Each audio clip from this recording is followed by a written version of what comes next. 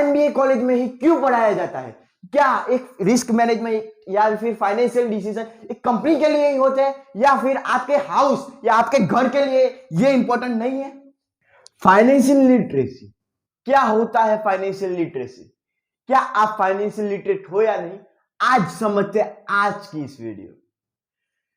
कोई भी financial decision जैसे कि budgeting, financial planning for retirement,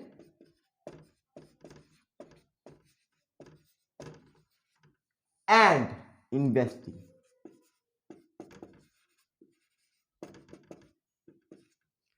ये डिसीजन आप अपने आप से फ्रीली ले सकते हो तो आप फाइनेंशियल लिटरेट हो। अगर आप ये इस टाइप के डिसीजन, फाइनेंशियल डिसीजन अगर आप अपने आप से नहीं ले सकते तो आप फाइनेंशियल इलिटरेट।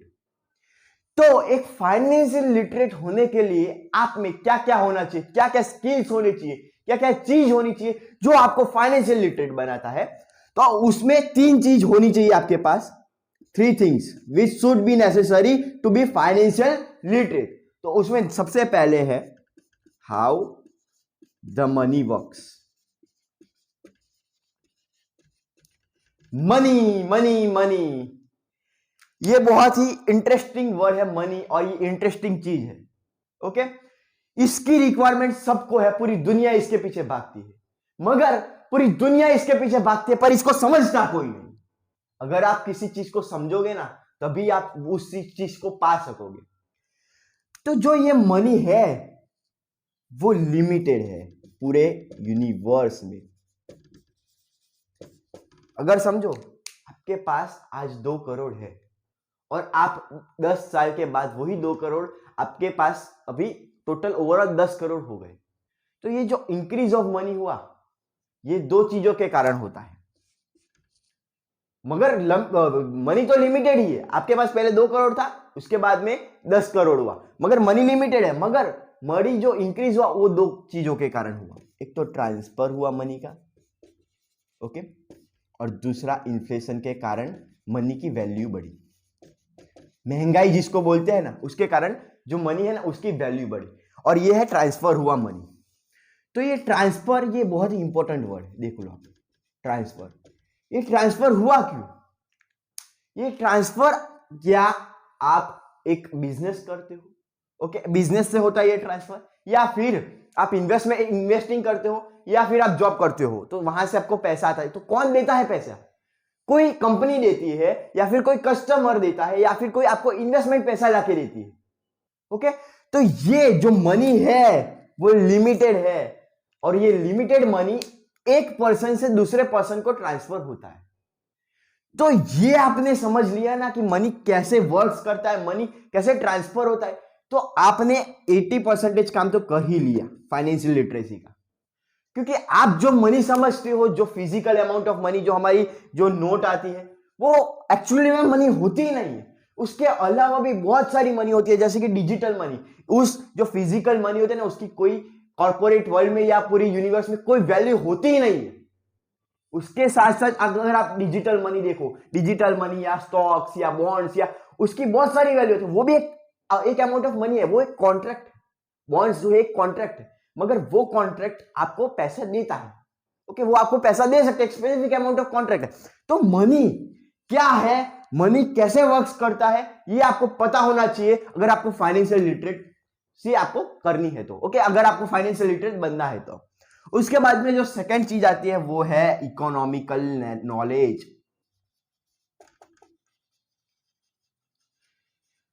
अगर आप अपने फाइनेंशियल प्लानिंग रिटायरमेंट के लिए कर रहे हो, आप इन्वेस्टमेंट कर रहे हो, अगर आपको इकोनॉमिक नॉलेज के बारे में कुछ पता नहीं है, तो भाई आप नहीं कर पाओगे, इन्वेस्टिंग अच्छी नहीं कर पाओगे, आप एक ह्यूज अमाउंट ऑफ मनी आपके रिटायर फंड के लिए नहीं जमा कर पाओगे। तो ये क्या होता है इकोनॉमिक नॉलेज? समझो कि अभी कोरोना आया था, तब रेपो रेट डिक्रीज कर दिया, उसके कारण फाइनेंशियल फ्लो ऑफ मनी ज्यादा हो गया मार्केट में। उसके बाद में रेपो रेट इंक्रीज कर दिया। तो ये इकोनॉमिक नॉलेज में क्या आता है कि इकोनॉमिक कंडीशन को समझना होता है, तो उसके लिए कुछ कुछ फैक्टर्स है, जैसे कि रेपो रेट से क्या इकोनॉमिक कंडीशन चेंज होती है, ओके, क्रूड ऑयल की प्राइसेस से क्या चेंज होता है, गोल्ड की प्राइसेस से इकोनॉमिक कंडीशन कैसी होती है, ये सब चीज का आपको नॉलेज होना चाहिए। और हम ऐसी ही वीडियो बनाते हैं आपके लिए कि आपको पता चले इकोनॉमिक नॉलेज के बारे में, जैसे कि रेपो रेट कैसे फंक्शंस करता है, how the repo rate works, उसके कारण इकोनॉमिक सिचुएशन कैसी होती है, उसके कारण आपकी इन्वेस्टमेंट क्या होगा, आपकी इन्वेस्टमेंट का इंक्रीज होगी या डिक्रीज होगी।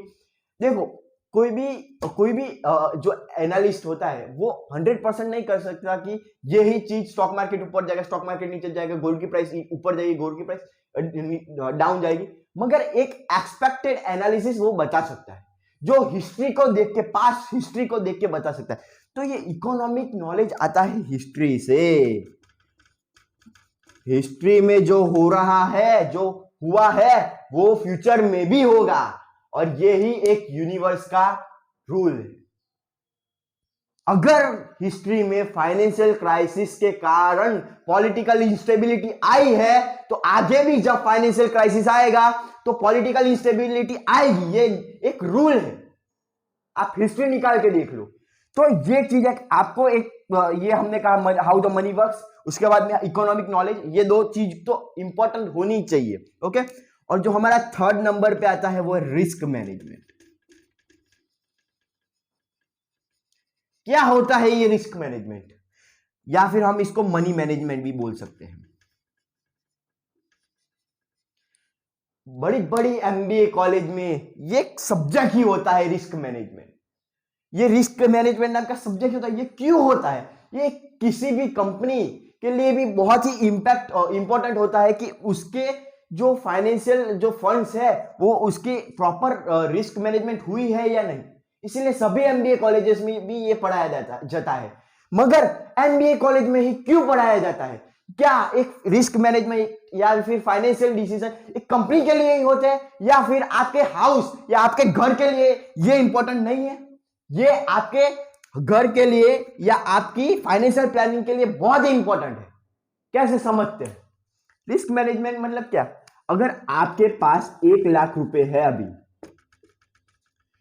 तो उसमें समझो कि पर मंथ आपकी 1 लाख की सैलरी है, उसमें से 50,000 रुपीज आपके वो स्पेंड हो जाते हैं, ओके, एक्सपेंसेस में। जो 50,000 है वो बचते हैं। अभी ये 50,000 में से 20,000 आपको इमरजेंसी फंड के लिए रखते हैं, ओके, ये 20,000, और 30,000 आप इन्वेस्टमेंट करते हो। तो 30,000 आप 30,000 इन्वेस्टमेंट कर रहे हो, तो आप कैसे इन्वेस्टमेंट करोगे? किस चीज में आप डालोगे पैसा, और क्या रिस्क होगा? अगर आपने 30,000 का इन्वेस्टमेंट किया और आपका रिस्क है 20,000 का, तो ये अच्छी फाइनेंशियल और रिस्क मैनेजमेंट नहीं हुआ, ओके, ये अच्छा रिस्क मैनेजमेंट नहीं हुआ। आप 1 लाख रुपए कमाते हो और आपके जो बचते हैं 30,000, ओके, 50,000 बचते हैं, उसमें से 30,000 आप इन्वेस्ट करते हो और 20,000 का रिस्क है, तो ये अच्छा रिस्क मैनेजमेंट नहीं हुआ। तो इसमें रिस्क टू रिटर्न रेशियो देखते हैं, ओके। ये सब के बारे में ब्रीफ नॉलेज आएगा आने वाली वीडियो में, मगर ये ओवरव्यू है। अगर रिस्क टू रिटर्न रेशियो अच्छा है, okay, risk to return ratio अच्छा है, समझो रिस्क टू रिटर्न रेशियो अगर है 5, तो इन्वेस्टमेंट नहीं करनी चाहिए। क्यों? क्योंकि रिस्क है आपका 5 रुपए का और रिटर्न है आपका 1 रुपए का, तो ये एक अच्छा रिस्क मैनेजमेंट या एक अच्छी इन्वेस्टमेंट नहीं हुई, ओके। अगर यही रिस्क टू रिटर्न रेशियो हमारा 0.5 है, विच इज 1/2, तो आपका रिस्क 1 रुपए का और रिटर्न 2 रुपए का, तो आपके लिए ये अच्छा फाइनेंशियल डिसीजन है जो आपको फ्यूचर में बहुत बेनिफिट होगा, ओके। तो यही एक चीज है, फाइनेंशियल लिटरेट होना है आपको। तो ये 3 चीज ये बहुत ही इंपॉर्टेंट है। और हम प्लीज हमारे चैनल को लाइक सब्सक्राइब जरूर करना, क्योंकि हम ऐसे ही वीडियो लाते रहेंगे जिससे कि आप फाइनेंशियल लिटरेट हो पाओ।